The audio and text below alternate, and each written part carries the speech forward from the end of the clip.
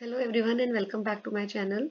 So in continuation to the previous video, this is part 3 of unit 1 class 9 banking insurance. तो जो topic आज हम पढ़ेंगे that is classification of banks.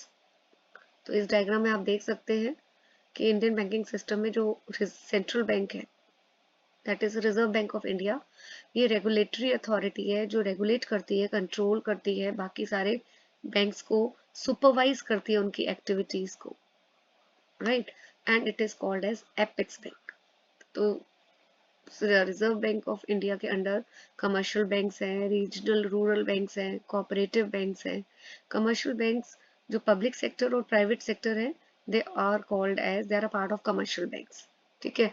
तो public sector में nationalise banks हैं अब और स्टेट बैंक ग्रुप है. तो अभी हम सारा ये पढ़ेंगे आगे. प्राइवेट सेक्टर में इंडियन और फॉरेन बैंक दोनों आ रहे हैं. अब यहाँ पे देखिए जो रिजर्व बैंक ऑफ इंडिया है, मैंने आपको बताया ये सेंट्रल बैंक है हमारी कंट्री का. It has nationalise banks wholly owned by the government of India. तो इसके अंडर काफी सारे बैंक्स आते हैं. अच्छा, अब नेशनलाइज्ड बैंक्स का क्या मतलब है? नेशनलाइज्ड बैंक्स वो बैंक्स हैं जिसमें गवर्नमेंट का जो है काफी मेजर स्टेक है. मेजर स्टेक है गवर्नमेंट का, राइट. 51% जो एटलीस्ट गवर्नमेंट का स्टेक है. तो इसमें इससे क्या होता है, इट इंश्योर कि there is a public ownership and control. तो गवर्नमेंट का काफी कंट्रोल रहता है, right. Now then comes your NABARD, national agriculture bank for rural development. ये एपेक्स बैंक है किसके लिए? एग्रीकल्चर फाइनेंसिंग के लिए. तो जिसको भी एग्रीकल्चर से रिलेटेड अगर फंड्स की जरूरत होती है so this bank gives funds to those people who need funds for the growth of agriculture, right. तो ये बैंक क्या करता है, गाइडेंस भी देखता है और एग्रीकल्चर से रिलेटेड अगर फंड्स की जरूरत है वो एडवांसेस भी देता है, right. Then comes your EXIM bank, that is export import bank of India. जो ये बैंक क्या करता है, जितना भी अगर एक्सपोर्ट और इंपोर्ट की फील्ड में फंड्स की जरूरत होती तो it provides funds for the purpose of export and import, right. Let's move to the next one, reserve bank of India. Now reserve bank of India central bank है हमारी country का और headquarters इसके मुंबई में है. कब इस्टेब्लिश हुआ था, बनवाकर आ सकता है पेपर में, right. So it was established on 1st April 1935. ये सुपरवाइज करता है सारे बैंक्स के फंक्शंस को. मेन गोल क्या है आरबीआई का, कि जो पब्लिक कॉन्फिडेंस है उसको मेंटेन करना, प्रमोट करना, इन्वेस्टर्स के इंटरेस्ट को प्रोटेक्ट करना. तो जो मैंने ये हाईलाइट किया हुआ है. फिर ये भी इंश्योर करना कि जितनी भी फाइनेंशियल मार्केट्स हैं वो फेयर डीलिंग करें. The dealing should be fair. And ये भी इंश्योर करना कि सारे जो रूल्स हैं मार्केट के, it is followed by all the participants. जितने भी पार्टिसिपेंट्स हैं मार्केट में, they are following the rules. तो आरबीआई मेनली ये गोल है आरबीआई का. फंक्शंस क्या है, एक तो ये मॉनेटरी अथॉरिटी है इंडिया की, कंट्री की हमारी. And it regulate and supervise financial system, right. तो रेगुलेट और सुपरवाइजर में आपके सब फंक्शंस हैं. सबसे पहले manager of foreign exchange. Second आपका आता है इशूअर ऑफ करेंसी. जो आरबीआई है वो न्यू करेंसी नोट्स इशू करता है टाइम टू टाइम, राइट. और कंट्री के डेवलपमेंट में बहुत इंपॉर्टेंट रोल है आरबीआई का. D, RBI also act as a banker to the government. अभी देखिए गवर्नमेंट को भी डेवलपमेंटल एक्टिविटीज करनी पड़ती हैं. तो गवर्नमेंट के पास भी, गवर्नमेंट्स को भी टाइम टू टाइम पैसे की जरूरत पड़ती है, फंड्स की जरूरत पड़ती है. तो आरबीआई क्या करता है, गवर्नमेंट को, गवर्नमेंट के जितने भी डेप्ट्स हैं, डेट्स का मतलब कि गवर्नमेंट के पास गवर्नमेंट के ऊपर काफी कर्जा भी है, ठीक है. तो उसको मैनेज करता है गवर्नमेंट के कर्जों को, डेप्ट्स को. और कैसे मैनेज करता है, गवर्नमेंट के जो ट्रेजरी बिल्स हैं वो इशू करता है इन्वेस्टर्स को. देखो मैं लिख देती हूँ. गवर्नमेंट क्या करती है, गवर्नमेंट को अगर फंड्स चाहिए होती है तो वो ट्रेजरी बिल्स इशू करती और इन्वेस्टर्स ट्रेजरी बिल ले लेता है और बदले में गवर्नमेंट को फंड्स देता है। तो बैंक जो है हेल्प करता है इस प्रोसेस में, मिडलमैन का रोल प्ले करता है और इन्वेस्टर से फंड्स लेके गवर्नमेंट को देता है और गवर्नमेंट की सिक्योरिटीज इन्वेस्टर को देता है। फिर bank is also called as ये banker to bank.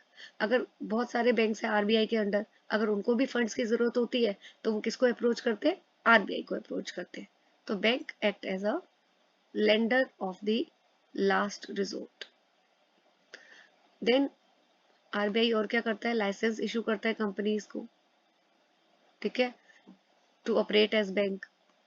Then it also monitor the value of Indian rupee. तो आपको पता है कि जो इंडियन रुपी है उसकी वैल्यू जो है अगेंस्ट फॉरेन करेंसी फ्लक्चुएट करती है, राइट। तो आरबीआई मॉनिटर करता है कि किन फैक्टर से फ्लक्चुएशंस आ रही है रुपी में, तो मॉनिटर करता है कि इंडियन रुपी की क्या वैल्यू है। Then it also maintain foreign exchange reserve. अब रिजर्व्स क्या है? रिजर्व्स होते हैं कंट्री की सेविंग्स और बहुत इंपॉर्टेंट होती है। तो आरबीआई क्या करता है?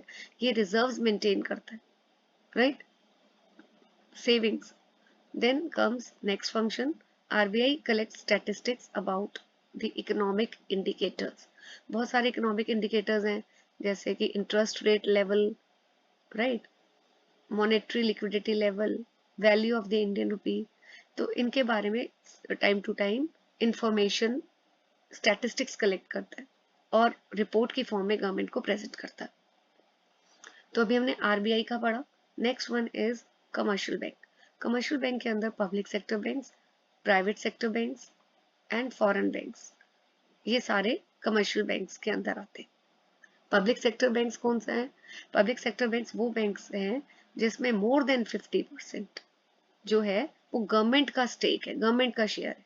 जैसे स्टेट बैंक ऑफ इंडिया जिसको एसबीआई आप बोलते हो, पंजाब नेशनल बैंक जिसको पीएनबी बोलते हो, बैंक ऑफ बड़ौदा, ये सारे पब्लिक सेक्टर बैंक है क्योंकि गवर्नमेंट का इसमें ज्यादा शेयर है, right.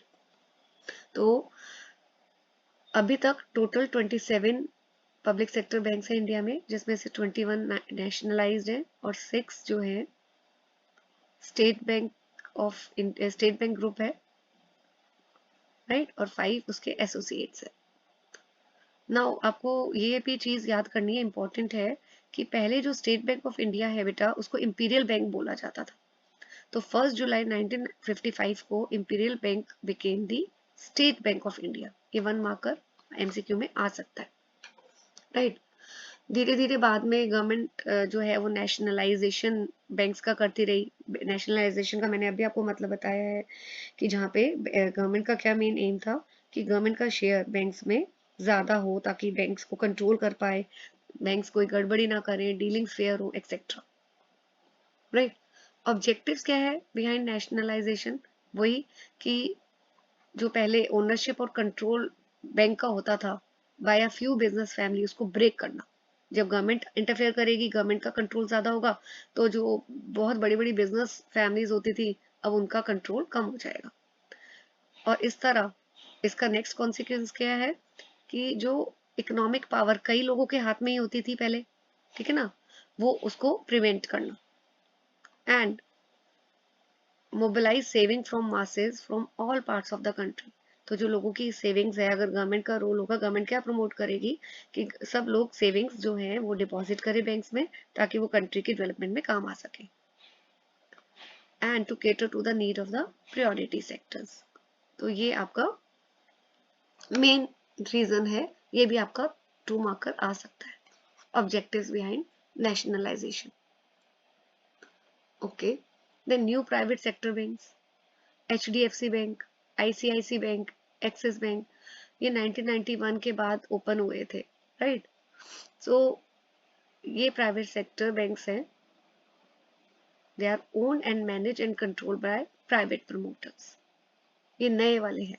Old private sector banks कौन से थे? Jammu and Kashmir bank limited, developmental credit bank limited, Karnataka bank limited, etcetera.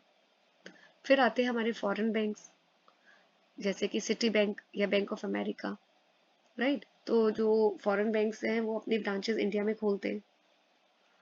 Then बाकी कौन से हैं, रीजनल रूरल बैंक्स, तो ये जॉइंटली ओन्ड होते हैं, ओनरशिप है इसमें गवर्नमेंट ऑफ इंडिया की और one of the public sector bank and government of the state, जहाँ पे आरबीआई जो है सिचुएटेड।